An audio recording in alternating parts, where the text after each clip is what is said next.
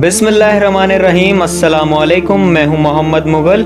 इमाम अबू हनीफा का कौल है कि जब भी मैंने किसी जाहिल से बहस की मैं हार गया। मौलाना तारिक जमील साहब ने भी ऐसा ही किया। जाहिलों से बहस ना करके एक बहुत समझदारी का काम किया, क्योंकि जाहिलों से बहस करना ऐसा ही है कि गलाजत में पत्थर मारना। आप देखें कि मौलाना तारिक जमील साहब की माफ़ी के बाद पूरे पाकिस्तान तो क्या, पाकिस्तान से बाहर बैठे लोगों ने भी इस माफ़ी माफिया का क्या हशर किया है कि मौलाना तारिक जमील साहब की माफ़ी भी हामिद मीर के गले पड़ गई है। हज़रत अली रज़ी अल्लाह ताला अन्हु ने फरमाया कि माफ़ी एक अच्छी ढाल है।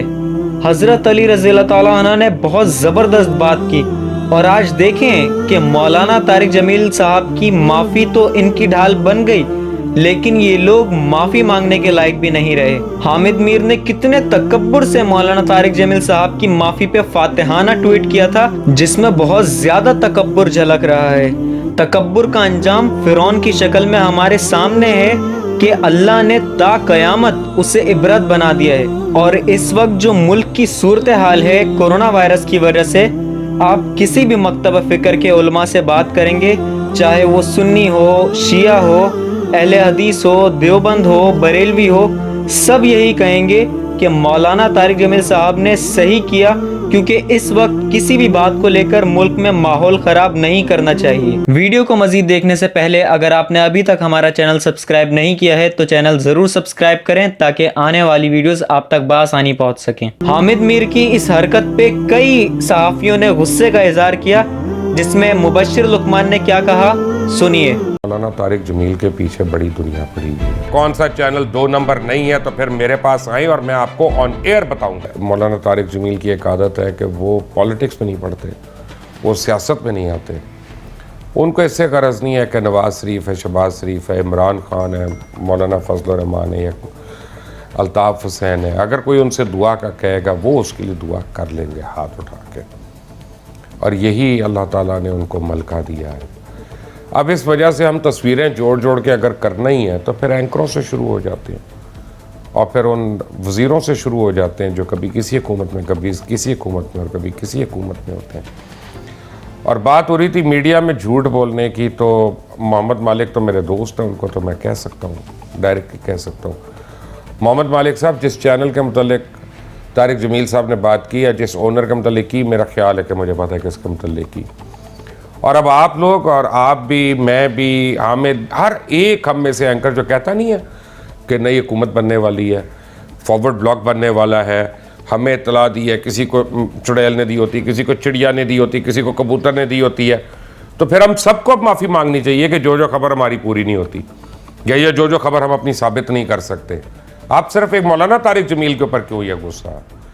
क्योंकि मैं देखता अगर ये कोई कलअदम जमात होती ना, और किसी कलअदम जमात के सरबराह होते, और मैं देखता आप लोग किस तरह से उनको कोशिश करते हैं आड़े हाथों को लेने की। उन्होंने ऐसे सेके लगाने थे आपको सारों को कि आपको लग पता जाना था, क्योंकि तबलीगी जमात एक जो है ना वो पोलाइट लोग हैं, वो अपना ज़ुबान के बहुत ही शरीफ लोग हैं, उनका हाथ नहीं किसी पे उठता, वो किसी सियासत में नहीं है, वो किसी को मारते नहीं है, किसी की मस्जिद ज़बरदस्ती खाली नहीं कराते, किसी का घर नहीं कब्ज़ा करते, तो हमें उनसे डर नहीं लगता।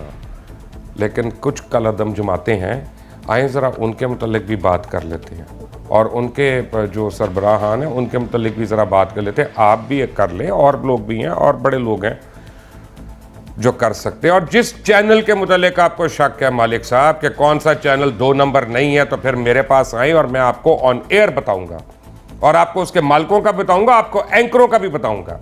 अगर अब भी आपको शक है कि यानी बड़े कोई हम लोग नेक लोग हैं या हमारे मालकान बड़े नेक लोग हैं, तो पहले गिरबानों में झांकें और उन चैनल मालकान को ज़रूर जाके उनके गिरबान पकड़े जिन्होंने 6-6 महीने से तनख्वाही नहीं दी अपने लोगों को, जो 3-3 महीने अपने ऐसे तड़पा के तनख्वाह देते हैं, और तनख्वाह भी देते हैं तो 30-30%, 40-40% काट के देते हैं।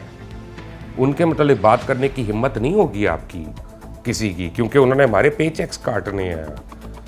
वो नहीं हम बुरा कहेंगे जो बगैर वजह के लोगों को एक रात को आता है, वो चाहे वो मलिक रियाज हो, चाहे वो सानिया मलिक हो, चाहे जो मर्जी हो, ایک رات کو ایک وہ واٹس ایپ آتا ہے کہ میں نے فارغ کر دیا سب کو بند کر, اس پہ نہیں آپ لوگوں کی آواز کھلے گی, کسی کی نہیں آواز کھلے گی, کیونکہ کسی نہ کسی طرح ہم نے جانا ہے اس کے پاس, یا ہمارے چینل کو بیریا کے ایڈ بھی چاہیے, یا ہمارے چینل کو اور چیزیں بھی چاہیے, تو ہم سارے چپ رہیں گے.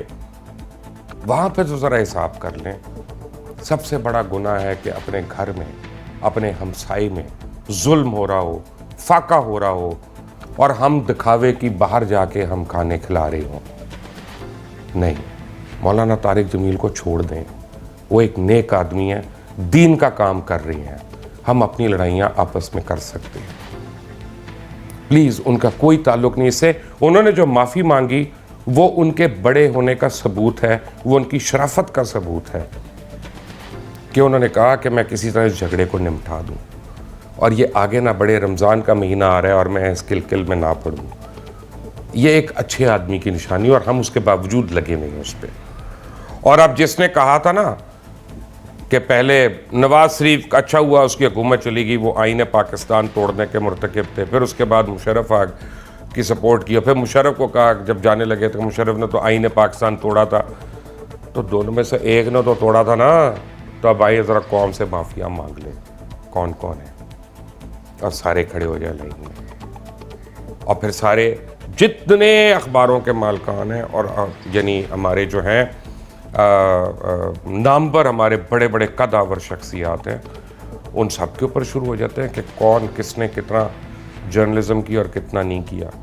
نہیں تو میں تمام اینکرز کے لیے ایک سوال چھوڑ کے جا رہا ہوں کہ نظریہ پاکستان کے نام پہ کس نے زمینوں پہ قبضے کیے. چلیں آج کا کوئز ہے یہ, اور میں آپ کو انعام دوں گا جو بھی مجھے اس کا جواب بھیجے گا. سب کے پاس میرا نمبر ہے. اور حامد میر کہتے ہیں کہ مولانا طارق جمیل جو باتیں آج عمران خان کے لیے کہتے ہیں, یہی باتیں پہلے نواز شریف کے لیے کہتے تھے. تو معلوم یہ ہوا کہ حامد میر کو اصل تکلیف پرائم منسٹر عمران خان صاحب کی تعریف سن کر ہوئی ہے. یعنی طارق جمیل بہانہ, عمران خان نشانہ. ان کا ٹارگٹ عمران خان ہے, کیونکہ احساس پروگرام ٹیلی تھون میں اگر عمران خان صاحب کی جگہ میاں نواز شریف ہوتے تو ان کا لفافہ پکا تھا, اور عمران خان صاحب لفافہ تو کیا چائے کے ساتھ بسکٹ بھی نہیں دیتے, اور ان کا بسکٹ تو بنتا ہی ہے. یہ اب غصہ نہ کریں تو کیا کریں. سوشل میڈیا پہ ایک بھائی نے کہا کہ مولانا طارق جمیل پہ تنقید کرنے والوں کی مارکیٹ ویلیو ختم ہو گئی ہے, لیکن میں یہ سوچ رہا ہوں کہ ان کی ویلیو تھی کہاں جو ختم ہو گئی. دوسری طرف رسوائی کا عالم یہ کہ جس طرح مسجد کے باہر لکھا ہوتا ہے کہ وضو گھر سے کر کے آنا, اسی طرح خان صاحب کہتے ہیں کہ چائے بسکٹ گھر سے ہی کھا پی کر آنا. اب بیچارے حامد میر کیا کرتے. قصور حامد میر کا نہیں ہے, سوکھے منہ بندہ ایسی ہی باتیں کرتا ہے. عمران خان صاحب کے لیے کوئی اچھے الفاظ بول دے تو ان کو برا لگتا ہے. ہم سائنسدانوں سے گزارش کرتے ہیں کہ کرونا وائرس کے ساتھ ہی ان جیسے اینکرز کے لیے بھی کوئی اینٹی ڈوٹ بنائے. ویسے تو ان کے لیے خان اینٹی ڈوٹ ہی کافی ہے. ان لوگوں کو سوچنا چاہیے کہ ان جیسے چند غلط لوگوں کی وجہ سے جو اچھے جرنلسٹ ہیں ان کا بھی نام خراب ہوتا ہے, اور حامد میر جیسے چند ایک اینکرز کی وجہ سے احساس پروگرام کو کس قدر نقصان پہنچا ہے کہ لوگوں کی ساری توجہ فنڈ ریزنگ سے ہٹ کر حامد میر جیسے غیر ضروری لوگوں کی بکواس پہ چلی گئی. اور ہمارا ان سو کالڈ اینکرز سے سوال ہے کہ جب بات جھوٹے اینکرز پر آئی تو کہاں گئی آزادی اظہار رائے کا حق.